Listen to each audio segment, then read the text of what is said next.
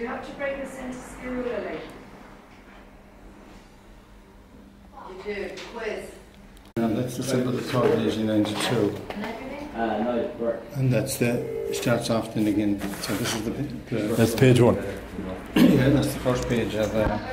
Let's take it just run down the story. Hold it. Do you want to come down? I'll be checking it anyway. I'll be checking it anyway. Oh, I got this back. Brian is there at the bottom, the one doing this business is around.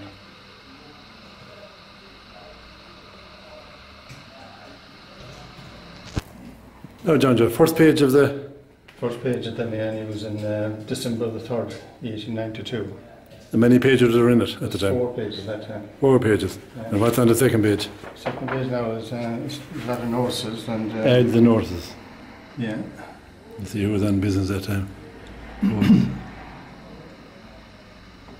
You said the road night here and for printing as well. That was for printing it. Yeah. So they started off that kind of thing. Concert, the Temperance Hall, wherever that was. Where was the Temperance Hall? I couldn't tell you what that was. No. What is this? So who set up the Mayo U's then? It was two Doris brothers, PJ and William Doris. And the main reason for it was to promote nationalism, and so they got together anyhow. And after a number of years, then they gave it over to their 2 sons. Well, the 2 sons were with them at the beginning, and William became an MP for West Mayo for the House of Commons. So he was a strong nationalist, and. So it was only a small paper, as we say, 4 pages at the time, printed on a wharf printing machine. So it was more or less set up for political purposes, is it? Political purposes, yeah. So it would be a very slow process, tedious process, because it was a hand-fed machine. And, thank you. But there was good interest in the local paper at that time because they would have local news and they'd have national news and international stories as well. Because a lot of people wouldn't buy a weekly paper, or they just buy the local paper and get the news out of that as well. And it has been printed continuously since that? It's been printed continuously since that time. That was the end of 1892. So we celebrated our centenary with an issue in 1994. It came out, and had a lot of small pieces from all this, from these old papers. And has it had many owners since that? The Doris had it for a number of years, and then they sold it to Durkins and the Bells from Castlebell. Yeah. And they kept it in for, I think, up to this, for a number of years anyhow, until a group from Dublin then, who were promoters of the Irish language mostly, they wanted a printing works to produce Irish books and national paper in Irish, so they bought the printing works and the paper. So from that on then they produced a new, and that was printed in James Street. And was it printed for long in James Street, you know? It was printed till the late 80s from the 60s. So it has a long tie up it. So it's until the paper then went, they were produced, the main function was to promote Irish, so they were getting a grant for producing an Irish paper from the government. When the grant ran out, then the paper went into liquidation, so it was bought over by a new group then, led by Joe Geraghty and who else is in that group? Jim Kiley and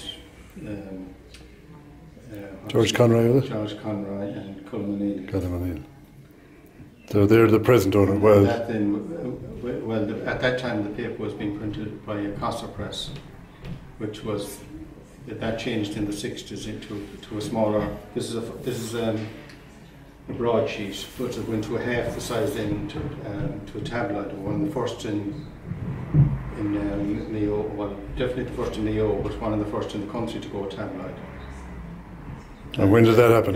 That was in the 60s. The 60s, yeah? And so that continued on then until when it was bought over by the new group. Then it was the last paper in Ireland that was completely produced by letterpress, which was metal printing, and so we were the last paper to do that, and we were the first paper to go completely over to on-screen makeup. So, And what software were you using for that? we were using Word for setting it up, and PageMaker was the program we used on the new Macintosh print computers. And what kind of printers had they before that? Well, everything was printed, which was liner type caster machines, which would have produced this type of. That would be a page in the old style. In the old style letterpress system. That's the old machine. So that was a sports page, and this was the first page, and this is the last page.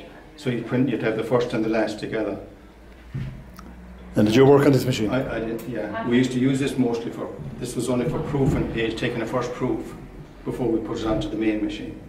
So we used to use this all the time. This eagle press was used continuously for over 100 years. By the Mayo? By the Mayo use. Did they buy it new, do you think? Very intricate pieces in it, but it's balances and everything else, and this would be brought in under here with the handle. It cannot be used at the moment. Those sheets put down on this here, and brought in. You'd ink it up with a roller like that. Ink is it? But like a paint roller, and you'd go in under this. This would be pulled and lean down here and cast and take an imprint of all this, and then you turn it over and do the other side if you wanted to do the printing down. And what happened after that then, with the sheets of paper? This was any corrections then would be taken out. You'd have to do a whole line. If there was a mistake on one line, you'd have to take the whole line out and recast the line on the Intertype machine, or the liner type machine, as the case may be. And did you get good at this with practice? Oh, we would be good at. We could type. We could cast type fast on the Intertype machines. So you wouldn't go as fast as on the computer now, because there was a manual aspect to it, and you had to fill out the lines to make them justified, as we used to call it, each side.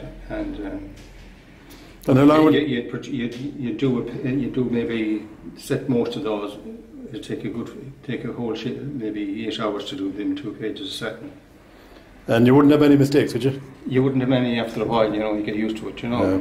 And how long did you work on this machine for about then? Well, this is only the product of the machine, because the Intertype machine had a keyboard, and the capitals were one side and the lowercase was this side, so you'd have to tip back and over.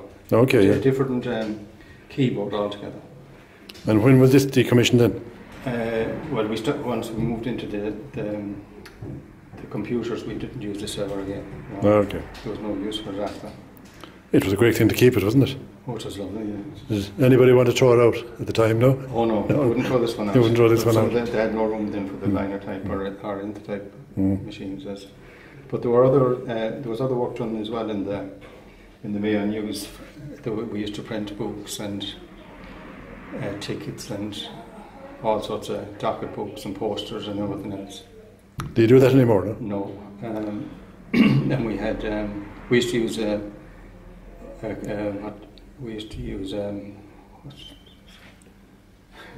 platen machine was a smaller for the small work, and we used to do Heidelberg cylinder for the bigger work, and we used to bind the books and all locally. Have you any idea how much this machine costs in the beginning? Oh. No idea. I have no idea. It's a work of art. I'm sure there was very few of them around. Yeah, it was a work of art and stuff. Going back to the paper again, the first paper would be a penny. A penny? So I forgot to tell you that. Here we go. And do you know what their advertising revenue was? Is it? Oh no, there wouldn't be any of that kept at all. No. No books? No. Well, there might have been books at the time, but I'm sure they disappeared, has it? Probably wasn't. So that's just it. Yeah. So I don't know. I'm not used to talking to cameras. When Joe, who were the editors of the paper back over the years that you can remember now? The Dorses were at the beginning, and only ones I knew of is Jerry Bracken was there when I started. You were there for a long time, was he? Yeah, he was there for a good few years, and Michael Foy was there before him, and Martin Curry then, and then Sean Stanton, Michael Duffy, and Neil O'Neill. That's up to the present. Yeah. And you have digitised the paper, have you? Yeah, it's digitised now. And is it accessible to the public? Yeah, I don't know much on that now. I didn't go through the library. It's in the library, yeah, is it? Yeah, it was on film there for a long time. And it's available now, all right. So this is the history of Westport, isn't it? Yeah, it is. Since- Even people used to buy it, you see, for the classifieds and the auctions and the prices at fairs and all that type of thing. And what kind of a circulation had they over the years? It's You've no record of that, is there? well, there would be, well, back in the 80s it would be about 5,000 or something, Yeah. approximately. But it has increased a good bit since. So And you have it online? yeah, we're one of the few now that keeps it updated online. You know, You have a copy of the whole lot of them here? yeah, they're all here. Yeah, All here. Starting down in the bottom left-hand corner, is it? down here. Yeah, there was only a few weeks in 1892, so that they would fold it up with or bound with the 1893 one. Oh, it started late in the year, was it? Yeah, it was December. 1986, 95.